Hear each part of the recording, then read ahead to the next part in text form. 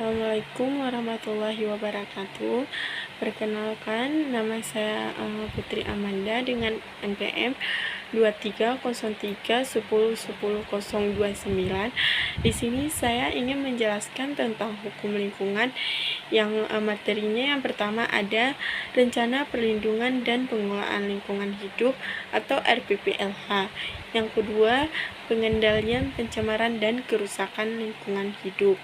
Dan yang ketiga ada analisis mengenai dampak lingkungan hidup atau AMDAL. Yang keempat ada upaya pengelolaan lingkungan hidup atau UKL. Yang kelima upaya pemantauan lingkungan hidup atau UPL. Dan yang keenam ada keterkaitan antara izin lingkungan dengan AMDAL dan izin usaha atau kegiatan. Yang ketujuh ada analisis risiko lingkungan, dan yang terakhir atau yang kedelapan ada audit lingkungan hidup. Dengan ini saya ingin memenuhi tugas hukum lingkungan untuk nilai UTS dengan dosen pengampus saya, Ibu Khatijah. Yang pertama tuh ada RPPLH atau Rencana Perlindungan dan Pengelolaan Lingkungan Hidup, yaitu adalah strategi atau blueprint yang dirancang untuk melindungi dan mengelola lingkungan hidup secara berkelanjutan. Ini melibatkan identifikasi masalah lingkungan, penetapan tujuan perlindungan, serta pengembangan kebijakan, program, dan tindakan konkret untuk mencapai tujuan tersebut. Rencana ini biasanya mencakup berbagai bidang seperti pengelolaan limbah, konservasi sumber daya alam, pengendalian polusi udara dan air, serta perlindungan keanekaragaman hayati. Tujuannya RPPLH adalah untuk menciptakan keseimbangan antara pembangunan ekonomi dan perlindungan lingkungan agar dapat memberikan manfaat jangka panjang bagi masyarakat dan ekosistem. Tahapan penyusunan RPPLH itu yaitu inventarisasi lingkungan hidup, pengelolaan data dan informasi hasil inventarisasi lingkungan hidup, analisis data dan informasi, penentuan target RPPLH untuk jangka waktu 30 tahun. Jadi dalam pasal 10 ayat 4 dari Undang-Undang Nomor 32 Tahun 2009 tersebut menyatakan bahwa RPPLH itu mempunyai 4 muatan, yaitu rencana tentang yang pertama pemanfaatan atau pencadangan sumber daya alam, yang kedua pemeliharaan dan perlindungan kualitas atau fungsi lingkungan hidup, yang ketiga ada pengendalian, pemantauan, serta pendayagunaan dan pelestarian sumber daya alam, dan yang keempat ada adaptasi dan mitigasi terhadap perubahan iklim. Dengan demikian penentuan materi muatan RPPLH wajib dilakukan melalui yang pertama analisis dokumen perencanaan yang terkait, yang kedua ada analisis dan telaah ekosistem dan jasanya yang berbasis ekoregion, dan yang ketiga analisis tata ruang penentuan daya dukung dan daya tampung yang berbasis ekoregion. Jadi materi yang kedua itu adalah pengendalian pencemaran dan kerusakan lingkungan hidup, yaitu pengertian merupakan unsur pelaksanaan dinas lingkungan hidup yang dipimpin oleh kepala bidang dan mempunyai tugas pokok menyusun program kerja, melaksanakan, mengatur, mengevaluasi pelaksanaan pemantauan lingkungan hidup, pencemaran lingkungan dan kerusakan lingkungan hidup.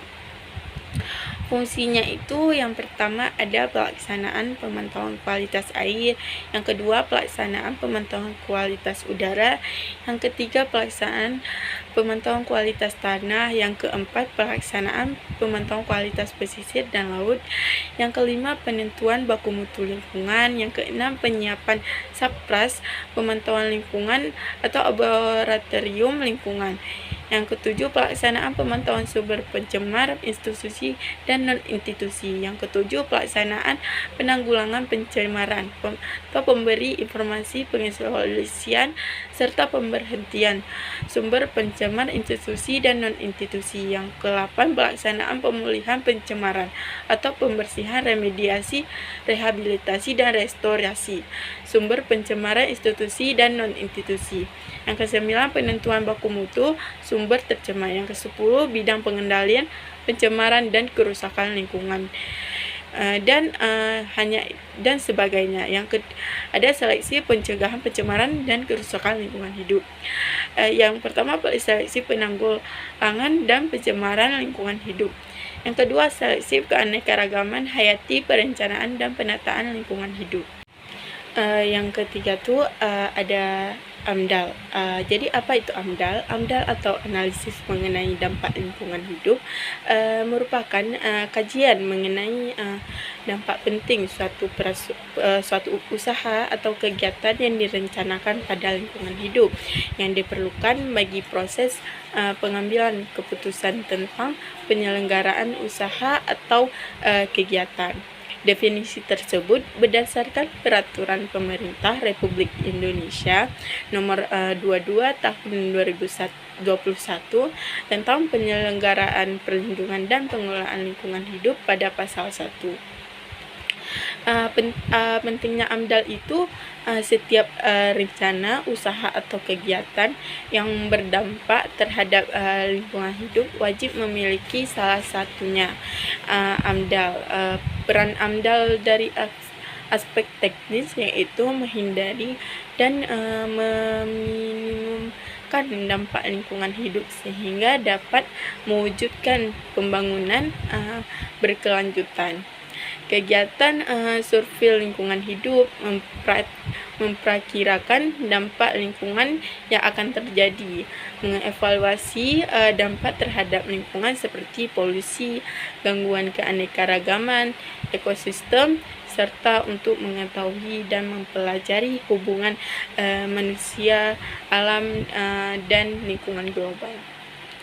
Jadi manfaat AMDAL itu adalah bagi pemilik atau usaha kegiatan itu memberikan gambaran yang jelas atas manfaat, risiko, dan sasaran usaha atau kegiatan proyek yang dikelola, serta memberikan gambaran yang jelas atas kondisi lingkungan hidup setempat, baik geofisik, sosial, ekonomi, dan budaya masyarakat sekitar lokasi usaha atau kegiatan proyek yang dikelola.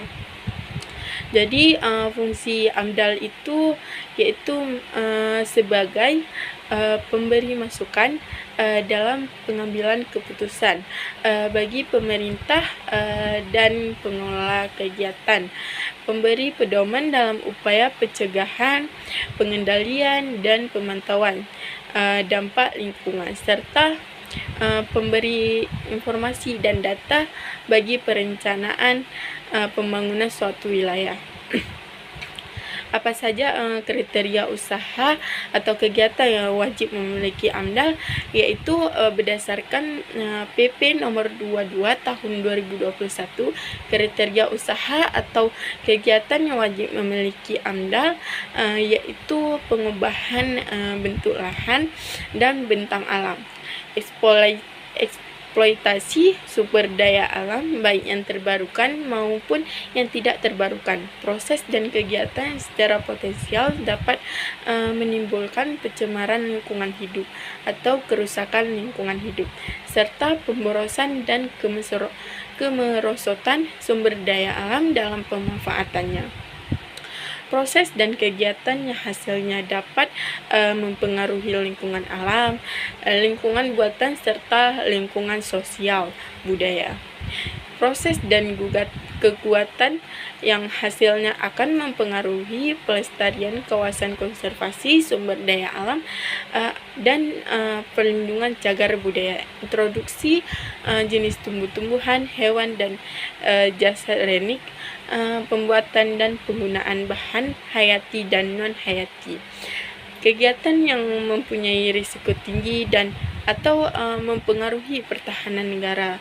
Penerapan teknologi yang diperkirakan mempunyai potensi besar untuk mempengaruhi lingkungan hidup.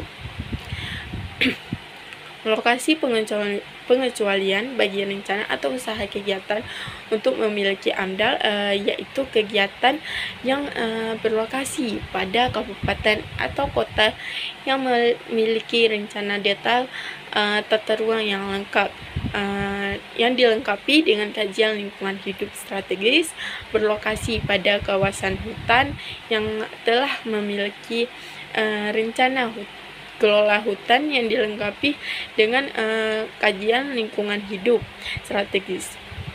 Itu ada program pemerintah atau pemerintah daerah yang telah memiliki kebijakan rencana atau program rencana induk yang dilengkapi dengan kajian lingkungan hidup strategis. Dan habis itu ada rencana usaha atau kegiatan yang berbatasan langsung dengan kawasan lindung yang dikecualikan.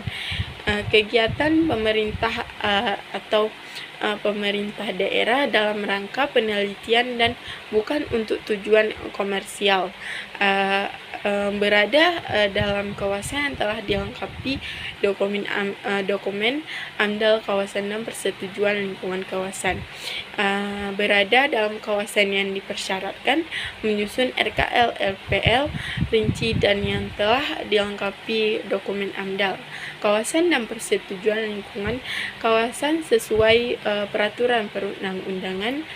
Kegiatan yang dilakukan dalam kondisi tanggap darurat bencana.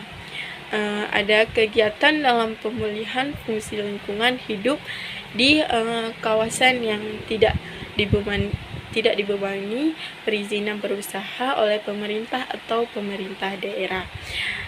Habis itu ada kegiatan yang berbatasan langsung atau berada dalam kawasan lindung yang telah memperoleh penetapan pengecualian wajib AMDAL dari instansi yang berwenang dan bertanggung jawab terhadap pengelola kawasan lindung. Bagaimana prinsip dasar dalam proses AMDAL, yaitu prinsip dasar yang terkandung dalam proses AMDAL, yaitu yang pertama, lokasi kegiatan AMDAL wajib mengikuti rencana tata ruang wilayah atau RT/RW setempat. Yang kedua, ada AMDAL bagian integral dari studi kelayakan kegiatan pembangunan. Yang ketiga, AMDAL bertujuan untuk menjaga keserasian hubungan antara berbagai kegiatan agar dapat diperkirakan sejak awal perencanaan tersebut. Yang keempat, ada AMDAL berfokus pada analisis mengenai potensi masalah, potensi konflik, kendala sumber daya alam, pengaruh kegiatan sekitar terhadap proyek. Yang kelima, dengan AMDAL pemrakarsa dapat menjamin bahwa proyeknya bermanfaat bagi masyarakat, aman terhadap lingkungan kehidupan.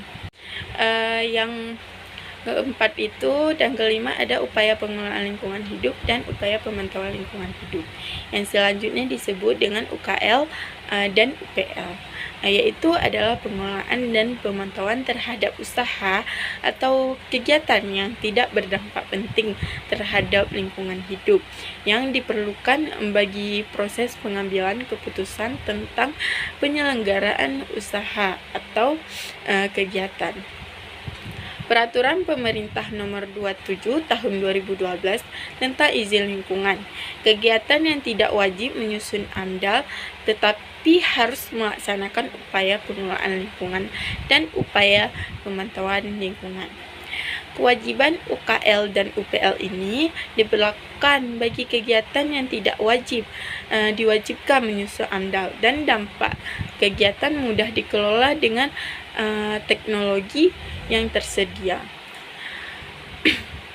Upaya pengelolaan lingkungan hidup dan upaya pemantauan lingkungan hidup ini merupakan perangkat pengelolaan lingkungan hidup untuk pengambilan keputusan dan dasar untuk menerbitkan izin melakukan usaha atau kegiatan. dokumen UKL dan UPL ini dibuat pada fase perencanaan proses sebagai kelengkapan dalam memperoleh perizinan. Upaya pengelolaan lingkungan dan upaya pemantauan lingkungan diwajibkan pula bagi usaha atau kegiatan yang telah berjalan namun belum memiliki UKL UPL. Upaya pengelolaan lingkungan dan upaya pemantauan lingkungan ini dibuat untuk proyek yang dapat dampak lingkungannya dapat diatasi, skala pengendaliannya kecil dan tidak kompleks. Proses dan prosedur UKL dan UPL ini tidak dilakukan seperti AMDAL, tetapi menggunakan formulir isian yang berisi identitas pemrakasa, rencana usaha atau kegiatan, dampak lingkungan akan terjadi dari perusahaan tadi, program pengelolaan dan pemantauan lingkungan hidup, dan tanda tangan dan cap formulir isian. Diajukan pemrakarsa kegiatan kepada instansi yang bertanggung jawab di bidang pengelolaan lingkungan hidup, kabupaten atau kota untuk kegiatan yang berlokasi pada satu wilayah, kabupaten, kota, instansi yang bertanggung jawab di bidang pengelolaan lingkungan hidup. Untuk kegiatan yang berlokasi lebih dari satu kabupaten atau kota instansi yang bertanggung jawab di bidang pengelolaan lingkungan hidup dan pengendalian berdampak lingkungan untuk kegiatan yang berlokasi lebih dari satu provinsi atau lintas batas negara. Upaya pengelolaan lingkungan dan upaya pemantauan lingkungan dinyatakan berlaku sepanjang usaha atau kegiatan tidak melakukan perubahan lokasi, desain, proses, bahan baku dan bahan penolong upaya. Pengelolaan lingkungan dan upaya pemantauan lingkungan yang telah dinyatakan sesuai dengan isian formulir atau layak, maka dinyatakan kadaluarsa. Apabila usaha atau kegiatan itu tidak dilaksanakan, maka dalam waktu 3 tahun sejak rekomendasi atas UKL dan UPL, sinergi solusi member of process group dapat menjadi partner rekan-rekan dalam pembuatan perencanaan dan implementasi sistem manajemen lingkungan ataupun melakukan audit lingkungan, serta membantu dalam memberikan pemahaman mengenai AMDAL dan UKL dan UPL agar tujuan perusahaan dapat tercapai melalui konsultasi, asesmen maupun training sesuai dengan kebutuhan perusahaan. Jadi yang keenam itu ada keterkaitan izin lingkungan dengan AMDAL. Dalam Undang-Undang Cipta Kerja, analisis mengenai dampak lingkungan atau AMDAL seringkali dikaitkan dengan praktik perizinan berusaha yang mengancam keberlanjutan lingkungan. Pasca disahkannya Peraturan Pemerintah PP Nomor 22 Tahun 2021 tentang penyelenggaraan perlindungan dan pengelolaan lingkungan hidup. Aturan ini kemudian memiliki beberapa perubahan ketentuan terkait AMDAL, utamanya terkait hubungan AMDAL, persetujuan lingkungan, dan perizinan berusaha. Dalam aturan tersebut, AMDAL menjadi prasyarat utama dalam pengambilan keputusan untuk memberikan izin suatu usaha dan kegiatan.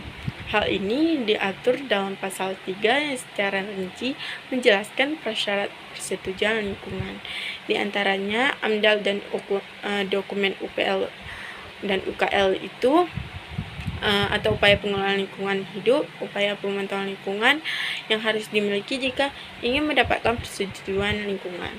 Adapun setelah persetujuan lingkungan diperoleh, akan menjadi prasyarat mendapatkan izin berusaha atau berkegiatan.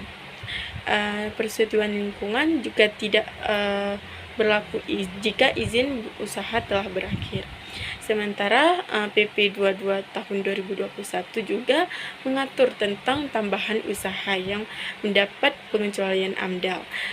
Terdapat dua jenis, yakni usaha di kawasan hutan yang telah memiliki rencana kelola hutan dan dokumen kajian lingkungan hidup strategis atau KLHS.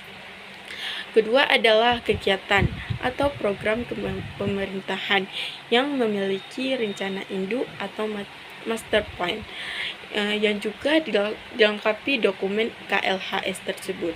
Adapun jenis usaha yang dikecualikan sebelumnya diatur dalam PP 27 tahun 2012 tentang izin lingkungan dan Peraturan Menteri Lingkungan Hidup dan Kehutanan. Nomor 38 tahun 2019 tentang jenis rencana usaha atau kegiatan yang wajib memiliki analisis mengenai dampak lingkungan hidup. Itu yang materi ke-7 itu ada analisis risiko dan keberlanjutan lingkungan. Ini disusun untuk membantu orang yang ingin dalam memahami materi yang berkaitan dengan penyebab, dampak, dan keterkaitan risiko lingkungan dengan pembangunan. Sebagaimana kita ketahui, pembangunan bukan saja memberikan manfaat bagi kesejahteraan manusia, namun juga berdampak pada kerusakan lingkungan yang akan memberikan umpan balik ke pembangunan itu sendiri. Oleh karenanya, memahami risiko lingkungan, bagaimana menganalisis serta menerapkannya dalam rangka pencapaian pembangunan berkelanjutan menjadi suatu keniscayaan. Risiko lingkungan melingkupi dimensi yang kompleks serta berkaitan erat dengan aspek ekonomi, sosial, dan tata kelola pembangunan, sehingga memahami risiko lingkungan juga tidak bisa berdiri sendiri. Pemahaman yang berkaitan dengan aspek histori, filosofis, teoritis, serta aspek empiris dari risiko lingkungan dan pembangunan akan sangat membantu dalam menganalisis dan menjawab tantangan pembangunan keberlanjutan yang semakin kompleks di masa mendatang. Yang di materi yang ke-8 ini atau yang terakhir, penjelasan audit lingkungan hidup. Jadi audit lingkungan hidup ini adalah evaluasi yang dilakukan untuk menilai ketaatan penanggung jawab usaha atau kegiatan terhadap persyaratan hukum dan kebijakan yang ditetapkan oleh pemerintah atau peraturan pemerintah nomor 3 tahun 2013 dan Undang-Undang nomor 32 tahun 2009. Dalam hal ini, PT Sokovindo ini memiliki kompetensi dan integritas untuk membantu perusahaan menjamin penerapan pengelolaan risiko tinggi lingkungan di sektor industri terkait. Selain itu juga mendorong industri untuk meningkatkan kinerja lingkungan hidup. Habis itu ada ruang lingkup audit lingkungan hidup. Karena itu pemerintah mewajibkan sektor bisnis untuk melakukan analisis risiko lingkungan, pengelolaan risiko lingkungan, kemudian menjalani audit lingkungan hidup wajib berkala. Dalam hal ini, untuk menangani lingkungan atau area dengan risiko kejadian yang memungkinkan bencana kontaminasi dan penurunan kinerja lingkungan hidup. Oleh karena itu, sektor bisnis yang dimaksud adalah sebagai berikut. Yang pertama ada bidang perindustrian, industri semen, petrokimia, bahan aktif, pestisida, amunisi, dan bahan peledak. Bidang pekerjaan umum, pengoperasian bendungan atau waduk atau jenis tampungan air lainnya. Bidang ESDM, pengelolaan dan transmisi migas, eksploitasi mineral dan bahan radioaktif, pembangkit PLTU, PLTA atau PLTN. Bidang pengembangan nuklir, bidang pengelolaan B3 dan limbah B3. Tujuan pekerjaan melakukan evaluasi terhadap hasil identifikasi, penilaian, dan penetapan risiko pengoperasian bisnis atau kegiatan perusahaan, melakukan evaluasi terhadap pengelolaan atau pencegahan dan pengendalian risiko lingkungan yang dilakukan melalui mekanisme penerapan sistem manajemen lingkungan atau SML dan sistem manajemen risiko ACO, melakukan evaluasi terhadap komunikasi risiko tinggi lingkungan yang dilakukan baik terhadap eksternal maupun internal, memberikan rekomendasi teknis berdasarkan kesimpulan audit terhadap penilaian, pengelolaan, dan komunikasi risiko tinggi lingkungan. Sekian video dari penjelasan tentang materi hukum lingkungan. Saya akhiri. Assalamualaikum warahmatullahi wabarakatuh.